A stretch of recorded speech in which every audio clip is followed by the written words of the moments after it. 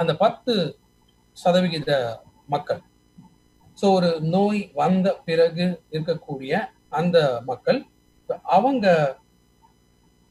என்னென்ன ப்ராடக்ட்ஸ் எடுக்கலாம் அப்படிங்கிறதுக்கான விஷயங்கள் தான் அடுத்து நம்ம பார்க்க போறோம். அதுல முக்கியமாக ஆயுசாந்தே ப்ராடக்ட்ஸ். ஆயுசாந்தேங்கிறது ஒரு ஆயுர்வேத முறைப்படி உருவாக்கப்பட்ட சில ப்ராடக்ட்ஸ். ஸோ அண்ட் இந்த ஆயுர்வேதா ப்ராடக்ட்ஸ் அப்படிங்கிறது, ஆயுர்வேதங்கிறது நம்ம தான் மூலம் அப்படின்னு சொல்லலாம், மூல காரணம் அப்படிங்கிறது இங்கேருந்து சவுத்லேருந்து இங்கேருந்து ஸ்டார்ட் ஆச்சு. அண்ட் ஆயுர்வேதா பிரின்சிபிள் அப்படிங்கிறது, ஸோ ஒரு நோய் குணப்படுத்துறதுங்கிறது டைரக்டா பண்ண முடியாது. எதன் வழியாக அதை சரி பண்ண முடியுமா? உடல், மனம், ஆன்மா. ஸோ உடல், மனம், ஆன்மா அப்படிங்கிறது எப்போ கட்டுப்படுதோ அப்பதான் உடல்ல இருக்கக்கூடிய பிரச்சனைகளுக்கும் ஒரு தீர்வு அப்படிங்கிறது நம்ம உடலால கொடுக்க முடியும். ஸோ அந்த தீர்வு, அந்த வகையில் நம்ம பார்க்கக்கூடிய ப்ராடக்ட்ஸ் அந்த ஆயுசாந்தே ப்ராடக்ட்ஸ். ஸோ ஆயுசாந்தே இந்த ப்ராடக்ட்ஸ் நான் கொஞ்சம் டீட்டெயில்டாக போக போறது இல்லை. காரணம் என்னன்னா, சர்க்கரை நோய் எதனால வருது, என்ன பிரச்சனை முன்னாடியே நம்ம பார்த்தோம். டயபெட்டிஸ் இருந்துச்சுன்னா ஃபர்ஸ்ட் ப்ராடக்ட் கொடுக்க வேண்டியது குளுக்கோ ஹெல்த். குளுக்கோ ஹெல்த் பொறுத்த வரைக்கும் சர்க்கரையோட அளவை பொறுத்து நம்ம எடுத்துட்டு வரணும். இதுலயே சில இன்கிரீடியன்ஸ் நம்ம பார்க்கலாம். அதுல விஜய் சார், சினமன் அப்படிங்கிறது லவங்கம், டர்மரிக்ங்கிறது மஞ்சள். ஸோ இதுக்குமே ரத்தத்துல சர்க்கரையை கட்டுப்படுத்தக்கூடிய ஒரு தன்மை உண்டு. ஸோ குளுக்கோ ஹெல்த் ஒரு நாளைக்கு 3 வேளைக்குமே சாப்பிட்றதுக்கு அரை மணி நேரத்துக்கு முன்னாடி எடுக்கும். சுகர் ஒரு 150 200 அந்த மாதிரி ரேஞ்சில் இருந்துச்சுன்னா ஒரு வேலைக்கு ஒரு கேப்சூல். ஸோ 3 வேலைக்குமே சாப்பிட்றதுக்கு முன்னாடி ஒரு கேப்சூல். 200 300 இந்த மாதிரி ரேஞ்சில் இருந்துச்சுன்னா அப்போ அட்லீஸ்ட் ஒரு 2 கேப்சூல்ஸ் 3 வேலைக்குமே, 2 2 2, ஸோ ஒரு நாளைக்கு 6.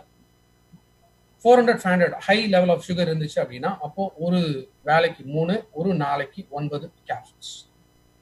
ஸோ ஆல்ரெடி டாக்டர் மெடிசன்ஸ் கொடுத்துட்டு இருக்காங்க, டாக்டர் மெடிசன்ஸ் நான் கன்சியூம் பண்ணிட்டு இருக்கேன் அப்படின்னா இது எடுக்கலாமா அப்படின்னா, எஸ், டாக்டர் மெடிசன்ஸோட சேர்த்து தான் குளுக்கோ ஹெல்த்தையும் எடுக்கணும். பிகாஸ் இதுவும் ஒரு வகையில சப்ளிமெண்ட்.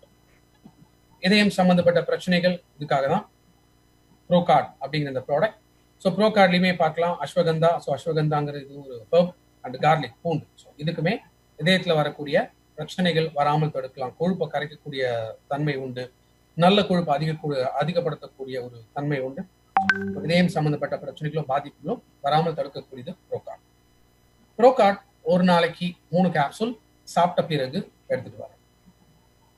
பொதுவாக நம்ம உடம்புல சுத்திகரிப்பு செய்யக்கூடியது அப்படின்னு கேட்டீங்கன்னா லிவர் மற்றும் கிட்னி. இந்த 2 உறுப்புகள்ல பிரச்சனைகள் இருந்தா உடம்புல இருந்து நச்சு பொருளோ கழிவுகளோ வெளியில போக முடியாது. ஸோ அந்த உறுப்புகளுக்காக முக்கியமாக டாக்ஸ் கிளீன்.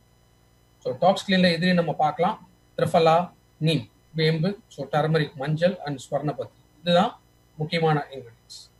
டாக்ஸ் கிளீன் ஒரு நாளைக்கு 3 கேப்சூல் சாப்பிட்ட பிறகு எடுத்துக்குவாங்க.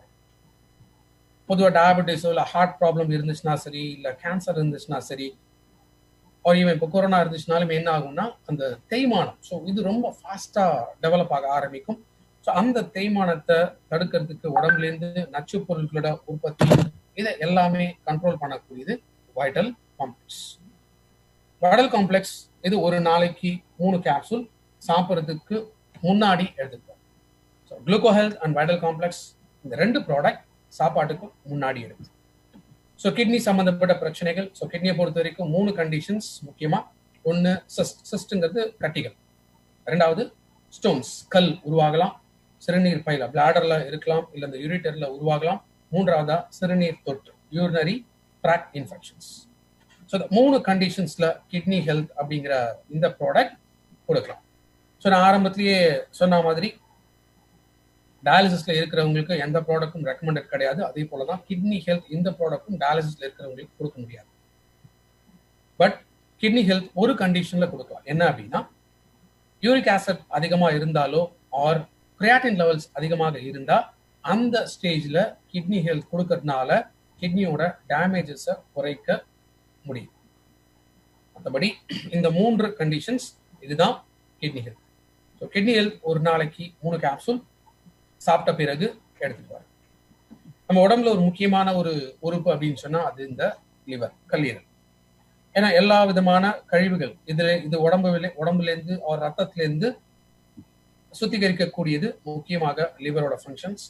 ஸோ லிவரோட ஃபங்க்ஷன்ஸ் அதனாலதான் லிவர் பொறுத்த வரைக்கும் ஆண்களுக்கு 1.8 kgs வெயிட் இருக்கு அண்ட் பெண்களுக்கு 1.3 kgs லிவரோட வெயிட். நம்ம உடம்புலயே லார்ஜஸ்ட் அண்ட் ஹெவியஸ்ட் ஆர்கன் அப்படின்னா அது இந்த லிவர். ஸோ ஃபர்ஸ்ட் பிக்சர்ல நம்ம பார்க்கலாம் ஹெல்த்தியான ஒரு லிவர். ஸோ சம்டைம்ஸ் என்ன ஆகும்னா, இப்போ ரெகுலரா ட்ரிங்க்ஸ் யூஸ் பண்றவங்களோ இல்லை உடல் பருமன் அதிகமாக இருக்கிறவங்களுக்கு ஃபேட்டி லிவர், அதாவது இந்த கொழுப்பு அதிகமாக தங்க ஆரம்பிக்கும் பொழுது அப்போ லிவரோட என்லார்ஜ்மெண்ட் ஏற்படும். ஸோ இந்த என்லார்ஜ்மெண்ட் இதனால லிவர் ஃபங்க்ஷன்ஸ் டேமேஜ் ஆக ஆரம்பிக்கலாம். ரெண்டாவது ஃபைப்ரோசிஸ். கொலாஜன் மாதிரியான சில புரோட்டீன் என்ன ஆகும்னா லிவர்ல போய் தங்க ஆரம்பிக்கும். ஸோ லிவர்ல தங்க ஆரம்பிக்கும் போது என்ன ஆகுது, அப்போ லிவர் ஃபங்க்ஷன்ஸ் ஒரு லிவர்ல ஒரு கரை மாதிரி படியறதுனால லிவர் ஃபங்க்ஷன்ஸ் டோட்டலா ஹேம்பர் ஆகும். லிவர் காப்பாற்ற முடியாத ஒரு கண்டிஷன் அதுதான் இந்த சிரோசிஸ். ஸோ ஹெப்படைட்டிஸ், மஞ்சள் காமாலையில A, B இந்த 2 கண்டிஷன்ல plus fatty liver and liver fibrosis, இந்த கண்டிஷன்ஸ்ல லிவர் ஹெல்த் ப்ராடக்ட் ஒரு நாளைக்கு 3 கேப்சூல் சாப்பிட்ட பிறகு எடுத்துக்கலாம். ரெஸ்பிரேஷன் அப்படின்னு பார்க்கும்போது நுரையீரல் சம்பந்தப்பட்ட பிரச்சனைகள் இது 2ஆ நம்ம பிரிக்க முடியும்.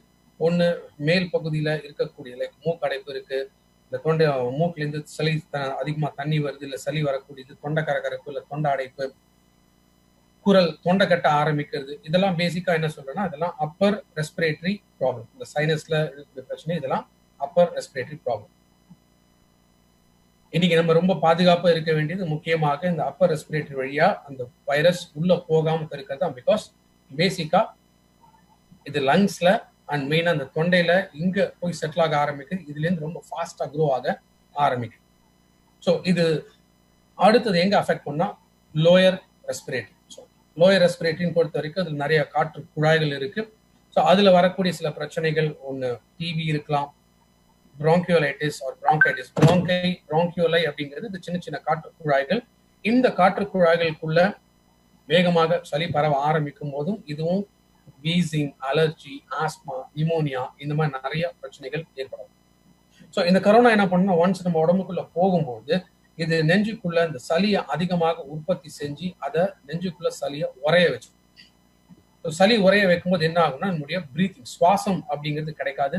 ஸோ இந்த சுவாசம் இல்லாத போது ஆட்டோமேட்டிக்கா ஒரு ஸ்டேஜ்ல என்ன ஆகும், கம்ப்ளீட்டா முடிஞ்சிடும். அதனால்தான் வென்டிலேட்டர்ஸ் டாக்டர்ஸ் பயன்படுத்துறாங்க, அதாவது செயற்கையாக நம்ம சுவாசம் கிடைக்கணும் அப்படிங்கிறதுக்காக. ஸோ இந்த ரெஸ்பிரேட்டரி ப்ராப்ளம்ஸ் இதை கண்ட்ரோல் பண்றது தான் ரெஸ்போ கேர். அகைன் ரெஸ்போ கேர்ல என்ன இருக்குன்னு நம்ம பார்த்தோம் அப்படின்னா ஒன்று துளசி இருக்கு, இஞ்சி இருக்கு, டர்மரிக் மஞ்சள் அதுல இருக்கு, பைப்பரன், இதுவும் பைப்பரன்கிறது மிளகு, அந்த மிளகு ஃபேமிலியில் இருக்கக்கூடிய ஒரு வகைன்னு சொன்னேன். ஸோ இதுதான் பேசிக்கா இந்த ரெஸ்போ கேர்ல இருக்கு. ஸோ ரெஸ்போ கேர் ஒரு நாளைக்கு 3 கேப்சூல் சாப்பிட்ட பிறகு எடுத்துக்கலாம். ஆயுசாந்தியோட இந்த 7 ப்ராடக்ட்ஸ் இது எல்லாமே சராசரி வயது எப்ப கொடுக்கலாம்னா 18 வயசுக்கு